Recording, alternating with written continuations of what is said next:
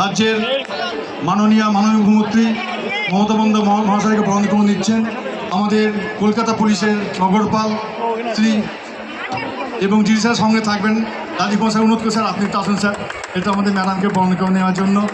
আমরা খুব আনন্দিত এবং খুশি এবং গর্বিত বরণ করে নেওয়ার জন্য।